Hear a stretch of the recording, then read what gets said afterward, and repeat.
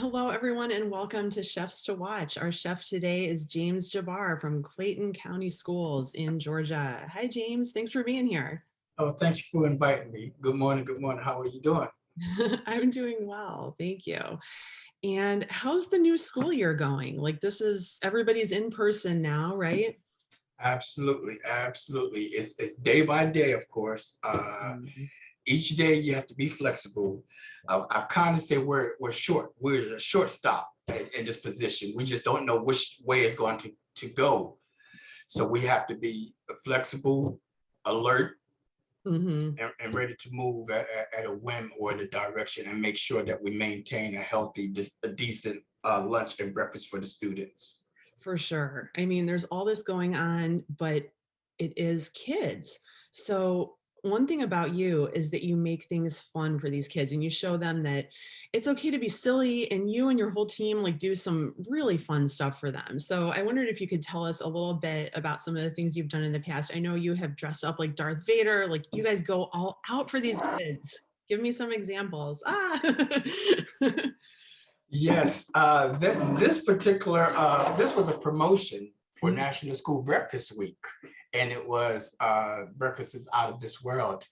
And so I happened to have this, and so yes, I would go dress up as Darth Vader with school breakfast, go to the schools, and the children they had a blast, and of course the excitement will go out into the hallways, and the children will come to the cafeteria to see what was going on, and that's what we want. We want them to go ahead and come to the cafeteria and enjoy our lunch and our breakfast. Yes, to get that excitement going of Exactly. Generate the excitement. Just get them to come to the line, through the line. That's what we're trying to accomplish.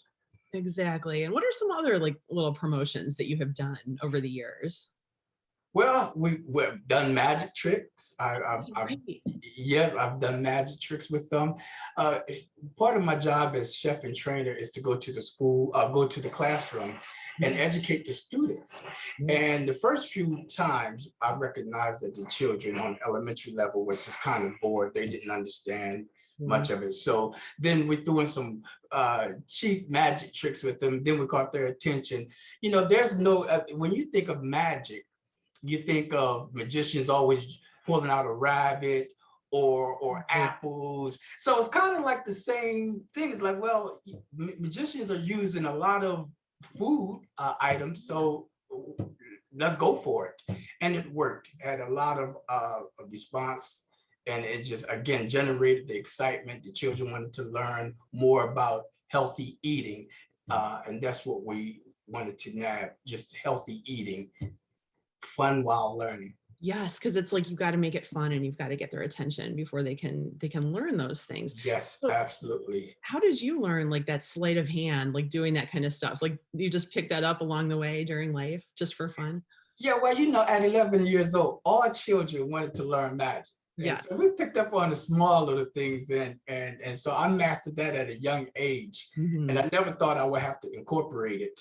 Uh, but you know, all of your gifts, all of your talents as a chef, you have to incorporate that in this particular field.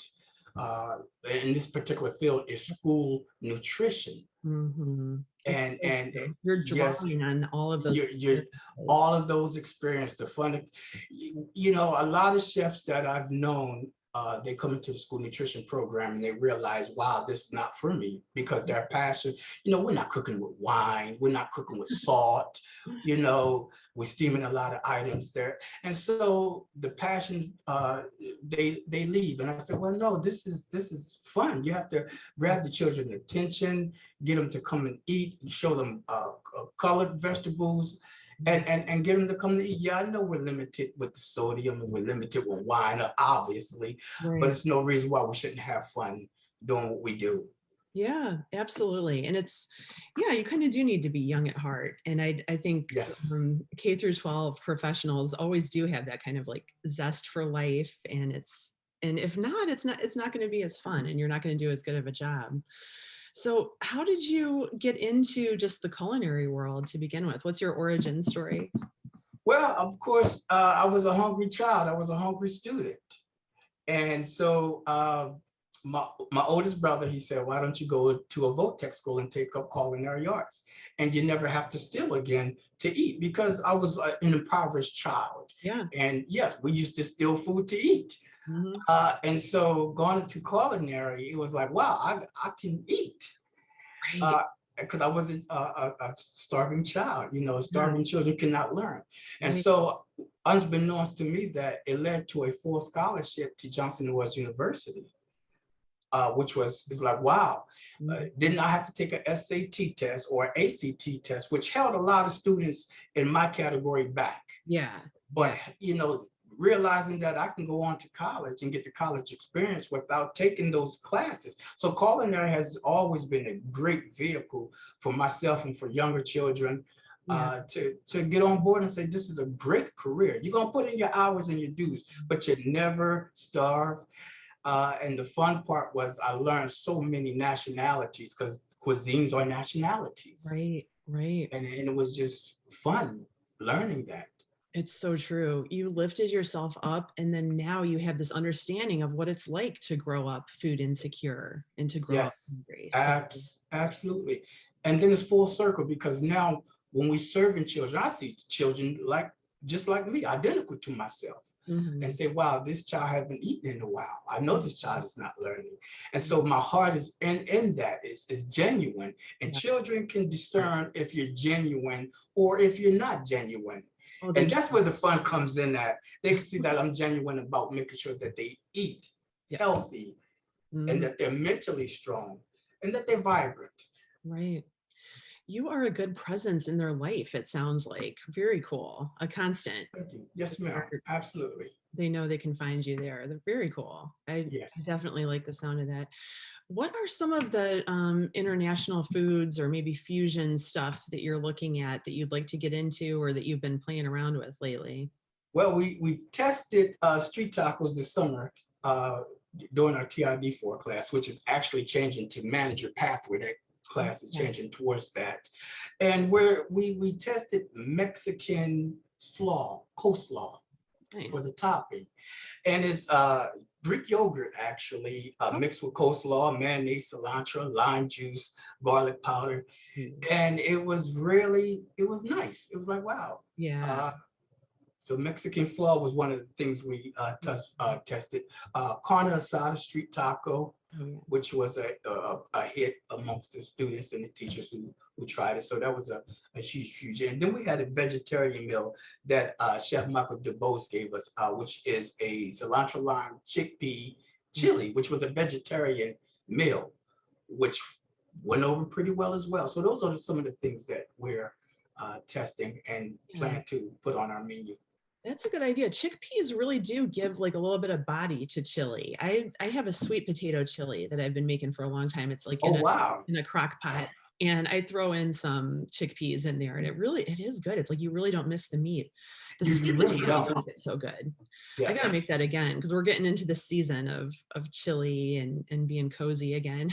So that'll be nice. It's that time. It's that season. It is for sure. And I'm going to put a link below so people can see. We did a story about you, just all about training. So I wondered if we could kind of follow up on that now. Like, how is that going? Labor is such a big concern for everybody across the board, like in food service. So what's new with your training program? How are you getting into it, like for this year? Well, every person is doing dual roles. We Mhm. have different assignments. Some days I have to get on the school bus if a school is closed. Some days I have to get on the school bus and help deliver meals. Oh And my that's the fun gosh. part. You don't Yes, so drive we're the bus taking, though, do you? Do you drive the bus? no, I don't. You know what? That would be fun. I know. I don't drive the bus. I That would just be get on board. scary. I No, well, couldn't not do with me. Oh my gosh. Yeah, it would be fun. And so we're doing dual roles. Everybody's flexible, training wise, just like most companies right Yeah, now, it's just the labor. where you're It, needed. Yeah. exactly. So we've really streamlined our menu to one entree on the elementary school, Yeah. multiple entrees on the middle and the high school. And again, trying to take one particular ingredient like a Yeah. chicken and make multiple recipes out of that Do stuff helps with it. out. And yeah, to keep versatility and Yeah. also keep food costs down. And so we can control food costs still. It's hard to control labor costs, but as long as we can control food costs, we can still stay afloat. That sounds like a good strategy. And yeah, a lot of people are streamlining and that may be something that it's like, hey, this works pretty well. This, you're finding different ways to do stuff. So that sounds very good. Yes. And yeah, anything else that you wanted to share about this Well, year? COVID is still in effect, and so we still have procedures for COVID. Like when the children come through, they still have to be socially distanced, and of course we have to plug in their number because they are not allowed to touch the keypad. They're not Mhm. allowed to touch the food, Oh, I so didn't we even have to. think about that. Yeah, just Yes, little so things like that. It's like, oh gosh, there's more to it. it's Yeah. a lot of protocols in place, of course. Yes, and so with that, there are longer days because but we're able to adjust, and those are some of the adjustments we make to still accommodate the children. Parents are alarmed, they worried, so we're Mhm. always making sure that what we do is satisfactory to our parents as well as the children, because Yeah. everybody still are kind of afraid. So we make sure Wow. that our meals are packaged nicely, that Mhm. our menu is decent and up to par, Yeah. still colorful, still vibrant, still healthy.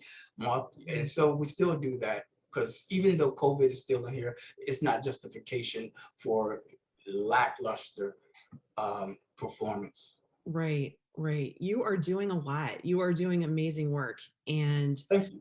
we appreciate you so much. Thank you for feeding these kids. Absolutely. Thank you very much, Miss Therapist Patrick. Yeah. Thank you. And you are a chef to watch, so we are going to be keeping an eye on you. You will not be a stranger. So thank you so much for being with us today. Have a good one.